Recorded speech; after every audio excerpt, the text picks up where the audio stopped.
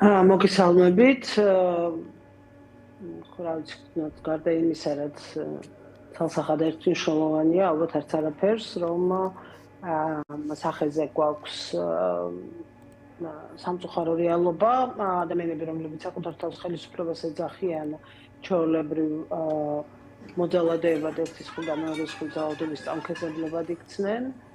ადამიანები ამბობენ, რომ პარლამენტის წევრები არიან, პოლიტიკურ თანამდებობაზე არიან და ამასობაში ჩვეულებრივი ძველი ბიჭები ვით არიან, ზარქოს საკითხი ნაკლებად მაღალვებს, გაცილებით უფრო სამწუხაროა, როდესაც უყურებ კაცს, რომელიც შენი ქვეყნის ნაკრების კაპიტანი იყო, ლიდერი იყო, ალბათ საქართველოს ბევრ ადამიანს უყვარდა, იამაყებოდა, გულშემატკივრობდა ბატონ სამინკიძეს და ეხლა აი იქცევა ისე, როგორც იქცევა. სრულიად სამარცხვინო და ერთ-ერთი ყველაზე უფრო ესეთი ნათლად და მკვეთრად გამოხატული სირცხვილი არის ამ ქვეყნის ამ საზოგადოების ამაზე უფრო მძიმე, ალბათ რთულად დაგემართება რამე, რაც რა დღეშიც მან თავი ჩაიგდო. სამწუხაროა ანუ რაღაც შიდა სამართალს, შიდა შესაბამის შერჩევით სამართალს რაღაც ჩვეული პირების საქციელია ეს თინა პირველ რიგში, იმიტომ რომ ჩვენ ძალიან ბევრი მაგალითის მოყვანა შეგვიძლია, როდესაც არ ვიცით გამოძიების პასუხები, ხო, ძალიან მძიმე ამბებთან დაკავშირებით, იქ ცოტა სხვაგვარად წავიდა ამბავი, როგორც ვხედავთ და საკმაოდ ისეთი პროცესია, რომლის მიმართაც არის ჩდება კითხვები, ხო, აი როგორ განვითარდა მოვლენები, სად იყვნენ ეს ადამიანები ამ პერიოდის განმავლობაში და ასე შემდეგ. ხო, არის სამწუხარო ის არის, რომ საქართველოს საელჩო არ თვლით საჭიროდ და საქართველოს სამინისტრო შესაბამისად არ თვლიან საჭიროდ, რომ საზოგადოებას უთხრან ზუსტად რა ხდება და რა შეა საქმე, იმიტომ რომ კიდევ ერთხელ გავიმეორებ იმის მიუხედავად მე და თქვენ რას ვფიქრობთ ან მათ ვაღიარებთ თუ არა როგორც ამ ქვეყნის პარლამენტის წევრებს, ისინი თვითონ ხო თვლიან რომ პარლამენტის წევრები არიან საგარეო საქმეთა სამინისტრო და საელჩო ხო აღიარებენ მათ როგორც პარლამენტის წევრებს. შესაბამისად, საზოგადოებას აქვს სრული უფლება ჰქონდეს აბსოლუტური ინფორმაცია, სრულფასოვანი, სრულყოფილი ინფორმაცია იმის შესახებ, თუ სად რა ვითარებაში იმყოფებოდნენ ბოლო 48 საათის განმავლობაში აი ეს ორი ადამიანი, რომელიც თუ სამი ადამიანი, რომელიც თავის თავს საქართველოს პარლამენტის წევრებს ეძახიან, იყვნენ პატიმრობაში, არ იყვნენ პატიმრობაში, იყვნენ დაკავებულები, არ იყვნენ დაკავებული პოლიციის განყოფილებაში, მათ მიმართ კითხვები გაჩნდა და დაკითხვას დაიბარეს როგორც ეჭვმიტანილები თუ როგორც რაიმე საქმის მოწმეები. ეს არ არის ჩვეულებრივი ამბავი, როდესაც პირის პერსონალური ინფორმაცია სუფრთხილდები და ინახავ, იმიტომ რომ კიდევ ერთხელ ვამბობ იმის მიუხედავად, ჩვენ მათ ლეგიტიმაციას ვაღიარებთ თუ არა, თვითონ ხო ამბობენ რომ 1.200.000 კაციაო. ის 1.200.000 რომ არ იყოს და სულ 200.000 იყოს ჯამში მათი ამორჩეველი, ისინი იმსახურებენ იმას, რომ იცოდნენ ზუსტად მათი იმის ზუსტი ინფორმაცია ქონდათ იმის შესახებ რა ხდებოდა ბოლო 48 საათის განმავლობაში. თუ კი საქართველოში არ არსებობს იმის გამო, რომ საქართველოში არ არსებობს სამართალი, არ არსებობს სასამართლო, არ არსებობს ნულოვანი ნდობა აბსოლუტური საგამოძიებო ორგანოების მიმართ, ჩვენ ვხედავთ, რომ გიორგი გახარიას ან რა ვიცი, ალბათ ზვიად ქორიძე ზვიადის მართლობის ხარჯერმობის მენია, მაგრამ სავარაუდოდ ზვიადსაც ალბათ იქით მოედავებიან იმაში, რომ ისინი არიან დამნაშავეები და მათ მოახდინეს კონფლიქტის არა უბრალოდ პროვოცირება, ნახეთ ამის ნიშნები ღიად. მოძალადეები, კი. ზვიადზე არ მინახავს სიმართლე გითხრათ, ამიტომ ნუ დავაბრალებთ რაც არ ყოფილა, მაგრამ გიორგი გახარიას შემთხვევაში ეს იყო. და მათ მოახდინეს ძალადობის არათუ მარტო პროვოცირება, არამედ ასევე ისინი არიან მოძალადეები. ხა და ამიტომ არც კი დგას როგორც ჩანს დღის წესრიგში საკითხი იმის შესახებ, რომ კიდევ ერთი თვითმარქვია დეპუტატი სამხარაძე დაიბარონ საგამოძიებო ორგანოებში და ბრალი წაუყენონ მას იმ დანაშაულისთვის, რომელიც ჩაიდინა. ეს კი არა და დღეს ვკითხულობდი სწორედ ზვიადისგან ინფორმაციას, რომ მას უარი უთხრა შერატონმა მის შესახებ მის წინააღმდეგ განხორციელებული ძალადობის თაობაზე მათთან არსებული ვიდეო ჩანაწერის მიცემაზე, რაც წარმოუდგენელი ამბავია. ესე იგი, ხო ხვდებით რა შეასთან გვაქვს საქმე, რომ შეანგასახეთ სამინისტრო ან ადგილზე პროკურატურა ან არც ვინც არის იქ ქურდათ ვინცის საჭარაში დღეს ქართული ოცნებიდან, ის როგორც ჩანს ბოლომდე საქმეშია და უკრძალავს შერატონს ამ არ ვიცი რაზე მოქმედების ბერკეტი აქვთ მათზე ამ ადამიანზე კონკრეტულად, მაგრამ უკრძალავს მათ ამ ინფორმაციის მიწოდებას. არადა ჩვენი არც კანონმდებლობით, არც მორალით, არც რაიმე პრინციპით მათ არ აქვთ უფლება ადამიანს დაუვალონ მის თაობაზე, მის შესახებ. გასაგებია, თინა, ამ მიმართულებით გარკვეული მოძრაობა დაწყებული, აი გახარიას პარტიას ინფორმაციაა, სწორედ რომ ამოღებულია მისი ტანსაცმელი და ასევე გახარიას გამოკითხვა მოხდება რამდენიმე დღეში საგამოძიებო ორგანოში გამოძიების თხოვნის შესაბამისად. ეხლა ცალკე საკითხია, რას უნდა დაველოდოთ და რატომ სვამთ ამ კითხვის ნიშანს, გვაქვს გამოცდილება უკვე საქმეებზე, რომელთან დაკავშირებითაც არსებობს შესაძლო პოლიტიკური ინტერესი ხელისუფლების მხრიდან, როგორი არის ხოლმე ამ პროცესის დაწყების შემდეგ გაგრძელება, ხო? ბევრი მათგანი თაროზეა შემოდებული და ჩვენ არაფერი ვიცით რეალურად ამ საქმეებთან დაკავშირებით. აი ამაზე რა სიტყვით კონკრეტულად და ასევე მექნება შემდეგ სხვა კითხვაც უკვე სხვა საკითხზე. ო, გახარიას რომ დაიბარებენ გამოკითხვაზე, ამაში ეჭვი არ მეპარება. ეს გასაგებია. და შეიძლება ბრალიც წაუყენონ, რა ვიცი. მე მაინტერესებს რა საპირებს, რა გეგმა აქვს სამხარაძესთან დაკავშირებით გამოძიებას. იმიტომ რომ ამ შემთხვევაში ეს არის მნიშვნელოვანი და საინტერესო. დაზარალებულის ჩვენება, რა თქმა უნდა, ყოველთვის ძალიან მნიშვნელოვანია გამოძიებისთვის. მაგრამ ამ წუთის მდგომარეობით გამოძიებას უკვე ამოღებული უნდა ქონდეს, რა თქმა უნდა, შერეტონი და ვიდეო მასალა და მას ზუსტად უნდა იცოდეს მტკიცებულებით, მყარი ვიდეო კადრებზე აღმოჩენილი მტკიცებულებით ადგილზე რა მოხდა. ის რაც იმედმა გვაჩვენა, გვიქმნის სრულ საფუძველს ვივარაუდოთ, რომ საერთოდ არაფერ შუაში არ არის, თეორიულადაც კი არაფერ შუაში არ არის, აქ გახარია. იმიტომ რომ წინააღმდეგ შემთხვევაში ასეთი მახინჯური და უხეში მონტაჟი არ დაჭირდებოდა. ოდნავი ხელის ჩასაჭერი მათ რო ქონოდათ, მაშინ სრულიად სხვა ტიპის მასალას შემოგთავაზებდა იმედი.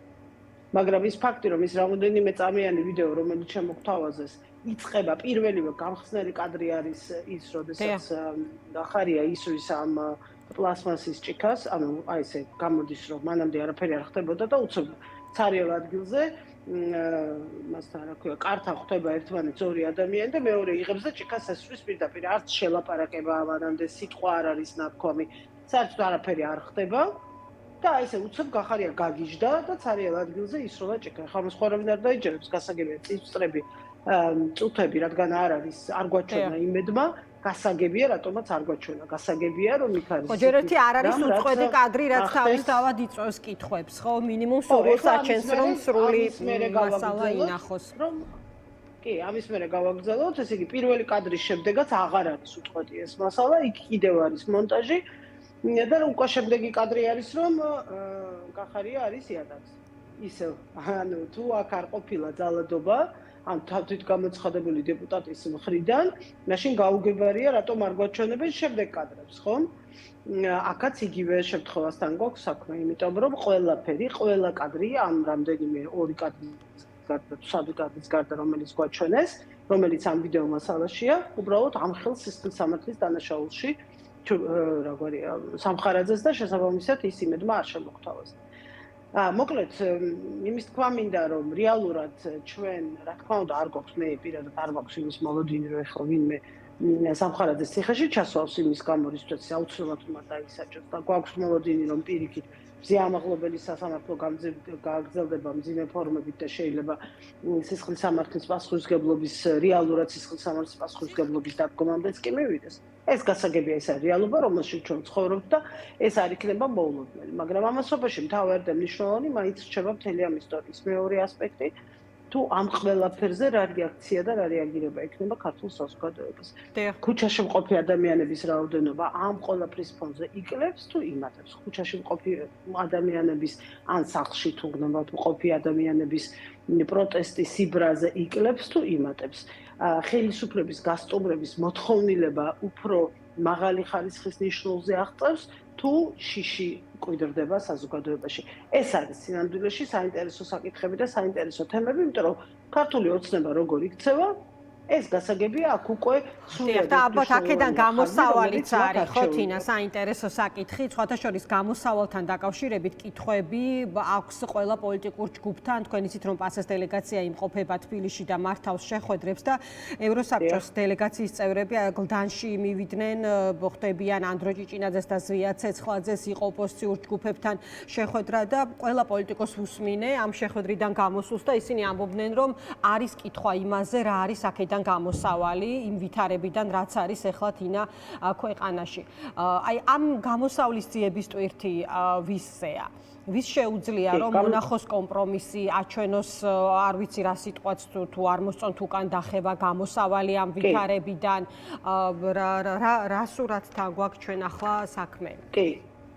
ისინი ეძახიან ამას უკან დახევას, რის დაშვებაც არ შეუძლიათ. სინამდვილეში საკუთარ საზოგადოებასთან კომპრომისზე წასვლა ეს არ არის უკან დახევა, ეს არის ჭკვიანური საქციელი, ეს არის საკუთარი მოქალაქეების და მოსახლეობის პატივისცემა, მათი განწყობების მიმართ პატივისცემა, აღქმარიალობის და კრიზისის განმუხტვის სურვილი. ახლა მე ვცხოვრობ ახტრიანზე და იცით თქვენ რომ გუშინ ჩემს გვერდზე ქუჩაზე აგერ იყო ცდელობა ყოველ შემთხვევაში იმისი რომ ხელისუფლებას გაეთამაშებინა საზოგადოებაში დაპირისპირების სცენა.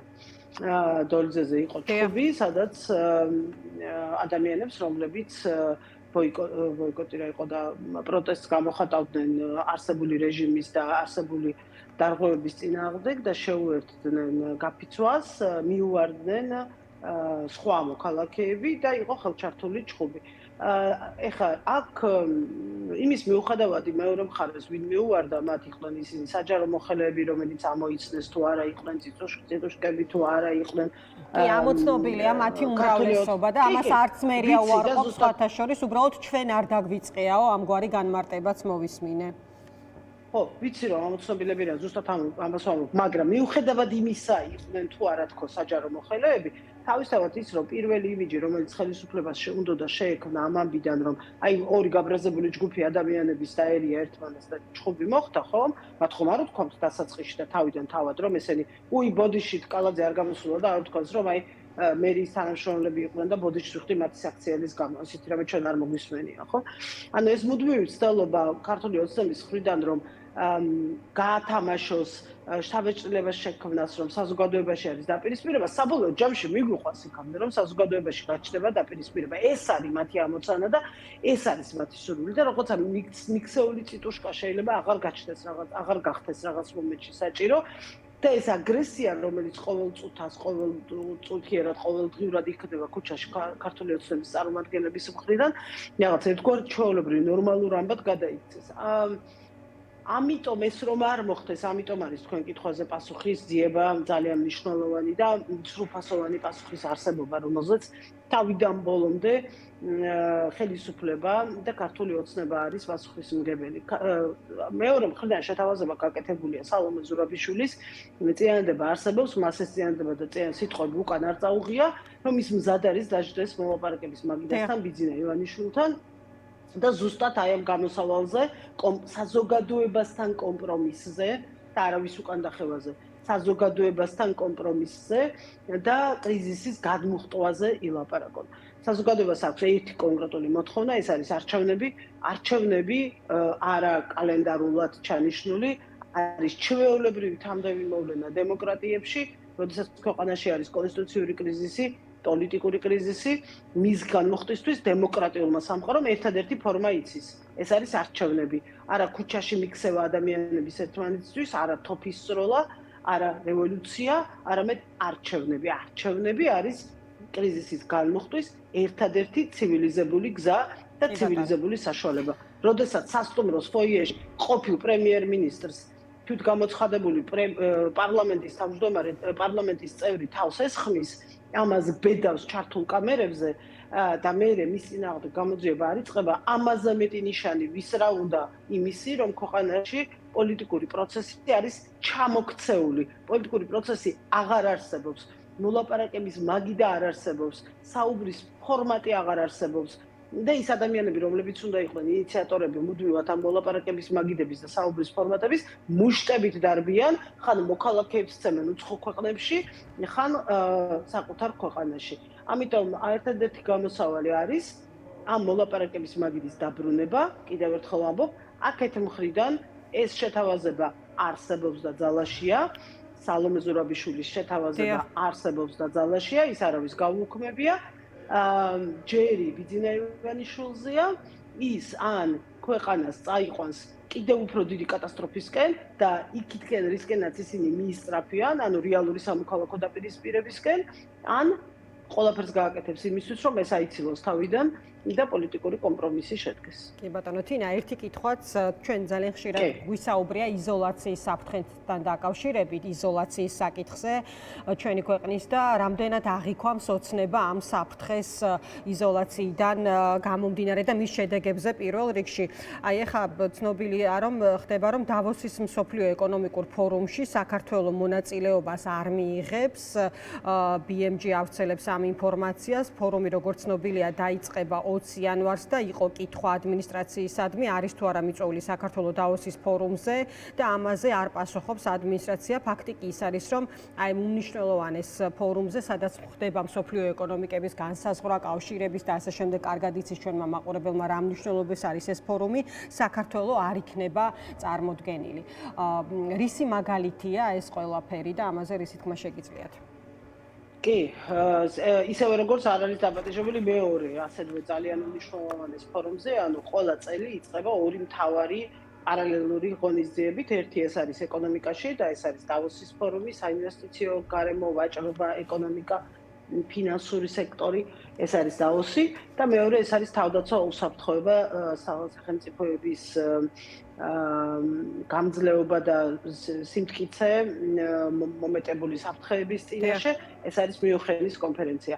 არც ერთ ამ ორ მთავარ წლის გამხსნელ ღონისძიებაზე ქართული ოცნება მიპატიჟებული არ არის და არ იქნება, არ მიიღებს მონაწილეობას. სხვათა შორის აუცილებლად უნდა ვთქვა, 2012 წელს, როდესაც ხელისუფლება შეიცვალა საქართველოში და ქართული ოცნების ლიდერს მაშინ ბელს ბიძინა ივანიშვილს მაინც და მაინც არავინ არ იცნობდა და შესაბამისად სათუო იყო დაპატიჟება ამ ორ ფორუმზე. ის კაცი, რომელმაც ის თავად წაიყვანა დავოსის ფორუმზე და წარუდგინა მთელ ცივილიზებულ ბიზნეს საზოგადოებას, იყო ჯორჯ სოროსი.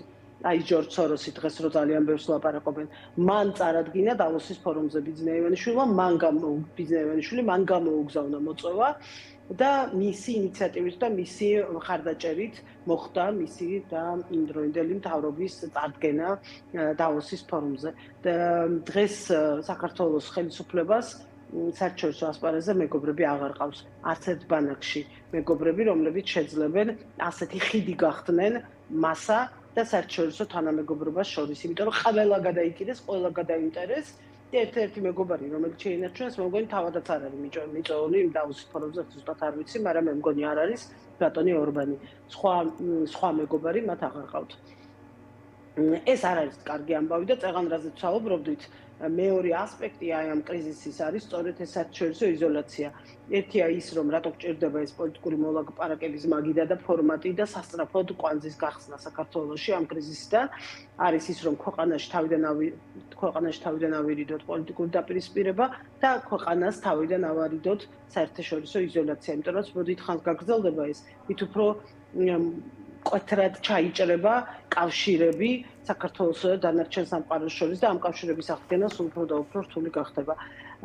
მე შემიძლია ერთი ინფორმაცია გითხრათ დღეს თქვენ ჟურნალისტი მოუყევი ამის შესახებ, რაც მე მგონი არ ყოფილა ჯერჯერობით ქართულ მედიაში, თუ ვწდები ბოდიში ვიხდი, რომ ზუსტად ვიცი, აბსოლუტური ინფორმაცია მაქვს, რომ ბატონი ბახტაძე, ყოფილი პრემიერი ბახტაძე ყავდა გაგზავნილი და ყავთ ამ წუთასაც გაგზავნილი, მივლენილი ამერიკის შეერთებულ შტატებში ივანიშვილს იმისათვის, რომ სწორედ დავოსზე უზრუნველყო ბიზნეს ურთიერთობების გააქტიურება და პრეზიდენტ ტრამპის ოჯახის გარშემო მყოფი ბიზნესმენების თანამონაწილეობით შექმნილი კომპანიები შემოეყვანათ საქართველოში და უამრავი ფული დახარჯეს ამ ლობირების ღონისძიებაში, რაც რა თქმა უნდა არ გამოვიდა და აქედან არავითარი შედეგი არ დადგა.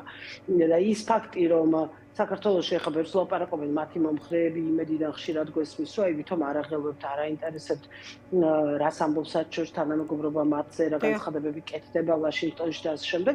ეს ყველაფერი ბლეფია, რა თქმა უნდა, ეს პოზა უკავიათ სიამოვნებაში ის რომ უამრავ ფულს ხარჯავენ დამატებითი ლობირების მექანიზმებში იმისათვის რომ მიეღოთ მოსაწვევი ინაგურაციაზე რაც არ მოხდა მიეღოთ მოსაწვევი დავოსზე მიეღოთ მოსაწვევი მიუნხენის კონფერენციის პირველი კონფერენცია იქნება მიუნხენში პირველი კონფერენცია სადაც საქართველოს საგარეო და თავდაცვის მინისტრები არ იქნებიან მიწვეული არ ვიცი ეგეთი დღე და წელი მე არ მახსოვს როდესაც რამე მსგავსი მომხდარი იყოს ამიტომ მაგრამ ეს არ გამოუვიდათ იმიტომ რომ არსებობს ღირებულებითი სისტემა, რომელიც იმ ხალხისთვის, ვინც ამ ღონისძიებების ორგანიზებას აკეთებს, არის ყველაზე მთავარი და ფუნდამენტური.